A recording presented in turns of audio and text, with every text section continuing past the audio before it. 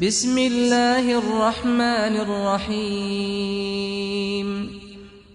بسم الله والحمد لله والصلاة والسلام على رسول الله. ابن ماجه رحمه الله شندق تيدو باشنج حديث.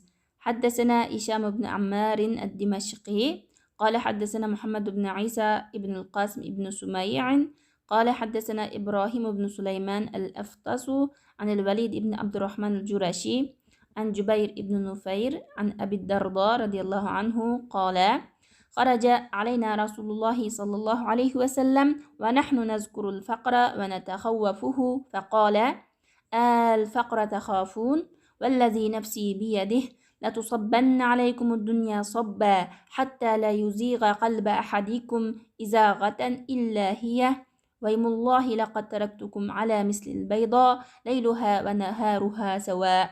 قال أبو الدرداء رضي الله عنه صدق والله رسول الله صلى الله عليه وسلم تركنا والله على مثل البيضاء ليلها ونهارها سواء. Bizga Hisham ibn Ammar ad-Dimashqi hadis so'zlab berdi. Ya'ni bu kishi ishonchli hadis rivoyat qiluvchi. Muhammad ibn Isa ibn al-Qasim ibn Sumay bu kishi mu ishonchli hadis rivoyat qiluvchi. Bu kishi Umaviylardan bo'ladi. İbrahim ibn Süleyman al-Aftas bu kishi mu ishonchli hadis rivoyat qiluvchi. Valid ibn Abdurrahman al-Jurashi bu kishi mu ishonchli hadis rivoyat qiluvchi. Jubayr ibn Nufayr bu kishi mu ishonchli hadis rivoyat qiluvchi. Abu Darda raziyallohu anhu u katta sahabiy, ya'ni sahabalarning ichidagi faqih olimlardan hisoblanadi, yana qozi, yana Qur'on yodilgan, Qur'on o'qiydigan qori va hadis rivoyatchilaridan biri hisoblanadi. Bu kishi kichikroq iymon etgan, ya'ni Badr kuni iymon etgan va Uhud kuni payg'ambar sallallohu alayhi vasallamni qo'g'dab zo'r xizmat ko'rsatgan. Abu Darda raziyallohu anhu Qur'on Karimni ko'p o'qish va ibodatda tirishchilik ko'rsatish bilan mashhur bo'lgan sahoba. Abu Darda raziyallohu anhu shundoq deydi: Payg'ambar sallallohu alayhi vasallam bizning yanimizga chiqdi va nahnu bu yerdagi vav holatning vavini bildirdi. Biz kambag'allik haqida paranglashayotgan va navbat biz kambag'allik yetib qolsa, biz qanday qilamiz degan bir qo'rqinchni ifodalayotgan shu holatda paranglashayotganda chiqib keldi. Va mundaq dedi: al faqra takhafun, sizlar kambag'allikdan qo'rqyapsizlar. Vallazi nafsi biyadihi, mening jinim uning ilkida bo'lgan zot bilan qasamki, bu yerda payg'ambar sallallohu alayhi vasallam o'zining jinining Allohning qo'l ilkida ekanligi bilan qasam qiladi. Payg'ambar sallallohu alayhi vasallam ko'p vaqtda mening jinim uning qo'lida bo'lgan zot bilan qasam deb shunday qasam qiladi. Chunki payg'ambar alayhissalomning jini va har qanday bir insonning jini Allohning qo'l ilkida bo'lganligi uchun. Sizlarga chuqum dunyo, ya'ni har xil rizq, mol dunyo, har turli mol dunyo, rizq sizlarga shundoq to'kiladiki, ichiludiki, hattoki sizlarning biringlarning qalbini haqiqatdan faqat shu dunyo burib yetadi. Vaymulloh, ya'ni Alloh bilan qasamki, qasami billah degan gap. Men sizlarni uning kechasi bilan kunduzi o'xshash bo'lgan oppoq yerga o'xshash qilib ustida qo'ydim. Yoki deyildiki, uning kechasi bilan kunduzi o'xshash bo'lgan qalblar ustida tark etdim. Ya'ni sizlarning qalbinglar oppoq holatda sizlarni tark etdim. Ya'ni men sizlarni sahobalarim tirishchilik ko'rsatish orqali sizlarga vaz nasihat qilib, sizlarni tarbiyalab, yaxshilik yomonlik yo'llarini ko'rsatib, iymoninglarning mustahkam bo'lishida men sizlarni tarbiyaladim.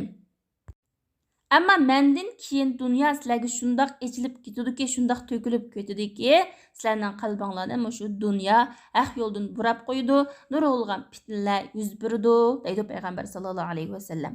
Abu Darda raziyallohu anhu shundoq deydiki, payg'ambar alayhissalomning gapini tasdiqlab, Alloh bilan qasamki, payg'ambarimiz sallallohu alayhi vasallam bizni kechasi bilan kunduzi o'xshash bo'lgan shu oq qalbda qo'yib ketdi. Payg'ambarimiz sallallohu alayhi vasallam ummatning dunyo va oxirat nijotlik erishi, dunyo oxiratda baxt saodatlik bo'lish uchun ummatga, xususan sahobalarga davomli yaxshilik yo'llarini mehribonlik bilan o'rgatdi va fitnalardan ogohlantirdi. Bu hadisdan elinadigan foydalar fitnalardan ogoh bo'lish va dunyoning ichilib ketishining insonlarning qalbini haqiqatdan burab qo'yishining sababi ekanligi. Yana bu hadisda payg'ambar sallallohu alayhi vasallamning Rast payg'ambar ekanligining bir dalili bor. U bo'lsa, payg'ambar alayhisalom hayot vaqtida sahobalarga o'zidan keyingi dunyoning ichilib ketishi, ya'ni nurg'ulg'an fatiy nusratlarning bo'lganligi, nurg'ulg'an g'animatlarning qo'lga tushib, dunyoning kishilarga shunday ichilib ketadiganligi, shu sababdan kishilarning nurg'ulg'an fitnalarga tushib, haq yo'ldan burilib ketadiganligidan iborat mushu xabarlarni oldin ola xabar berganligi payg'ambar alayhisalomning rost payg'ambar ekanligining bir dalili. Payg'ambarimiz sallallohu alayhi va sallam g'aybni bilmaydi, lekin payg'ambar sallallohu alayhi va sallam Alloh taoloning bildirishi orqali keyin yuz beradigan ishlarning ba'zilarini biladi.